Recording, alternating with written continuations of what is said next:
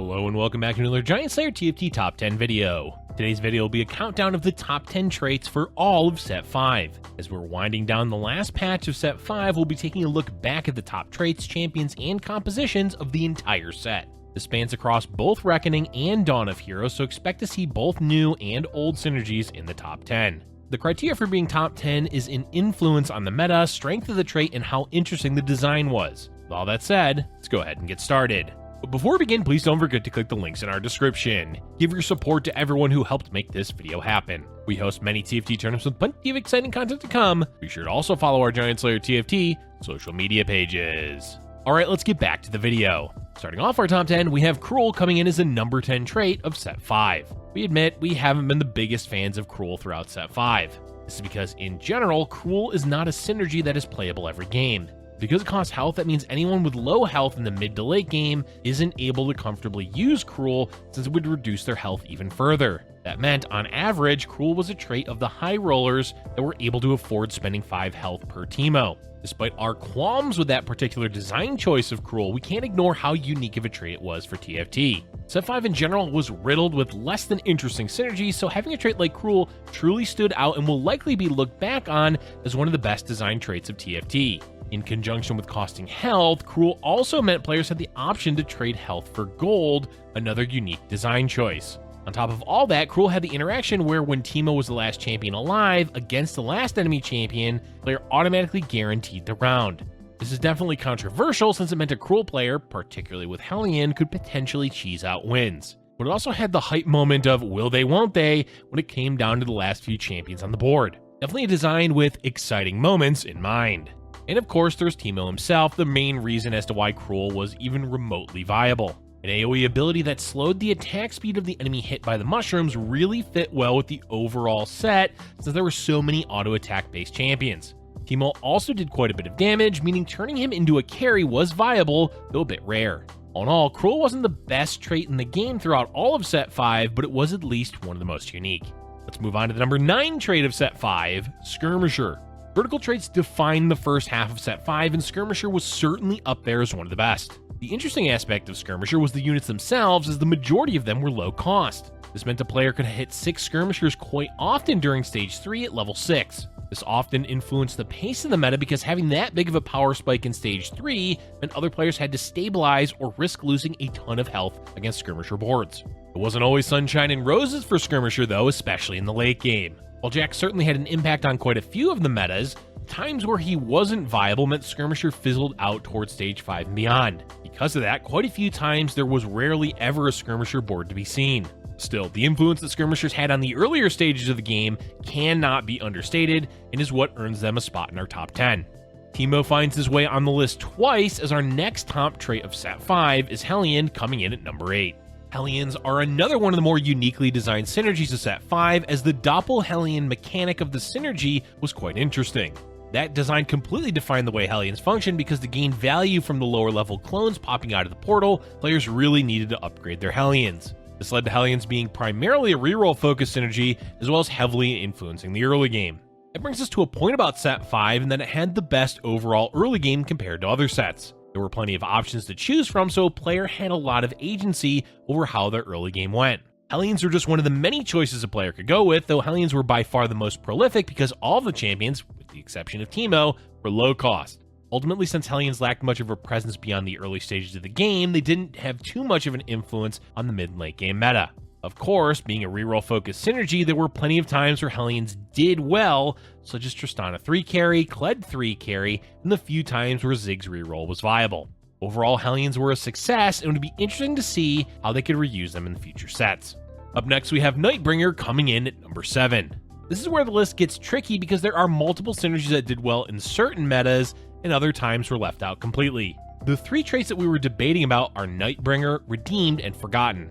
Forgotten didn't make the cut because while it did well in certain metas, the design of Forgotten in the mid-set was, well, boring. And the amount of times where Forgotten actually mattered weren't nearly as much as Redeemed or Nightbringer.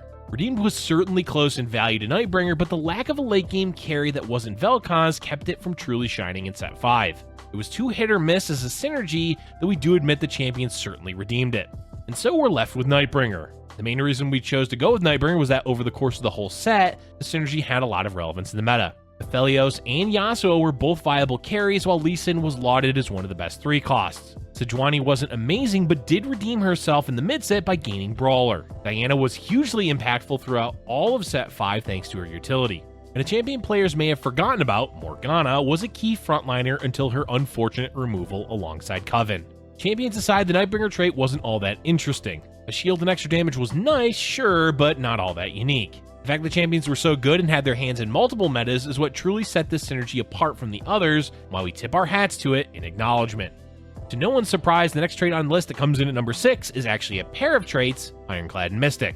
Look folks, we had to put these two together. The 2 most common splash synergies used throughout the entire set were going to be on the list somewhere, so it makes sense to put them together. Ironclad countered AD boards, Mystic countered AP boards. Simple to use, easy to understand, and possibly the most used synergies of the set. There's really nothing more that we can say about these 2 traits that we haven't already said in the past, so let's continue on the list. Another extremely common trait in the meta is Revenant, which comes in at number 5. Good old reliable Ivern and Volibear made a statement throughout set 5 as the premier frontline duo. Of course, they had a third wheel join them later on with Fiddlesticks, but players will likely look back on Revenant from set 5 and primarily remember Ivern and Volibear stun-locking boards together. Revenant had a turbulent history of balance issues in set 5 because, as it turns out, having a free Guardian Angel on the 2 CC frontliners is a bit difficult to balance. Plus, there's the issue of Nocturne being a potential assassin carry that caused issues every once in a while when he was playable. While Rel and Galio are likely to go down in set 5 history as the 2 best solo frontliners, Revenant will always be the frontline choice for memorable metas in set 5. Coming in at number 4, we have our first synergy that didn't make it into the mid set, Dragonslayer. Anybody remember Dragonslayer? Of course you do, as it was during the time where Mordekaiser smacked champions with a giant mace, and level 1 Tryndamere ran around being unkillable against Zyra 3s. It's also the synergy that Diana lost, turning her from a crazy 3-trait champion to a regular 2-trait champion. Jokes aside, Dragonslayer left a huge hole in the meta when it was taken out in the mid-set. Most notably is the removal of Pantheon and Mordekaiser, 2 frontline champions commonly used in quite a few meta compositions, such as Skirmishers, Nightbringer, and Draven carry. Dragonslayer was also one of the few non-defensive splash traits that helped pave the way for unique compositions such as Bulldozer. Unfortunately, we never got to see the full potential of Dragonslayer as it was removed in the mid-set. Considering how influential it was during Reckoning between the champions and the trait itself, it rightfully claims its spot in the top 10. Now for our top 3 traits, with the synergy coming in at number 3, Sentinel. Sentinel wasn't part of Reckoning, but we reckon it sure did have an impact on the mid-set meta. As soon as it was introduced, we immediately saw things like Skirmisher Sentinel dominating the early game, Lucian melting boards in the mid-game, and Galio being an unkillable frontliner for multiple compositions. And it marked an introduction of Akshan, a 5 cost with a lot of late-game power. The first half of set 5 didn't necessarily lack quality 5 costs, but Akshan was an actual carry, and a viable one at that, unlike certain redeemed champions named Kale. Another reason why Sentinel is on the list because of how often it required balancing in patches. Tweaks to the attack speed, the champions, and ultimately a mini rework that changed how the trait initially functioned. If that doesn't speak volumes to how impactful Sentinel was on the game, well, how about Lucian being one of the best carries throughout most of the mid-set? All in all, Sentinel wasn't that fun of a synergy, as design-wise it was a bit boring, but it was quite strong, along with meta-defining champions, which puts it as one of the best synergies of set 5. Next up, coming in at number 2, we have Dawnbringer. Remember how we mentioned the problem of vertical synergies in Reckoning? Yeah, Dawnbringer was the king of that meta. Of course, after multiple nerfs in the mid-set, it did leave Dawnbringer somewhat diminished, but it still maintained a presence in the meta because of how valuable the trait was in the early game. Gragas and Kha'Zix definitely take the cake for best named composition to the set with Chug Jug and Chug Bug, while Riven and Nidalee both served as item carries in the mid-game. Even Soraka had her time in the sun with a few reroll compositions devoted to her. But the queen of the Dawnbringers is definitely Karma. Even though Karma wasn't amazing in Dawn of Heroes, she was still possibly the strongest overall 4 cost in the first half of set 5. She wasn't completely absent from the mid-set as she made a comeback later on towards the end. Garen was also a Dawnbringer, though he wasn't that amazing for a 5 cost. Players will certainly remember Dawnbringer specifically thanks to the dominance of vertical traits as well as Karma. And finally, the number 1 synergy of set 5 is Abomination.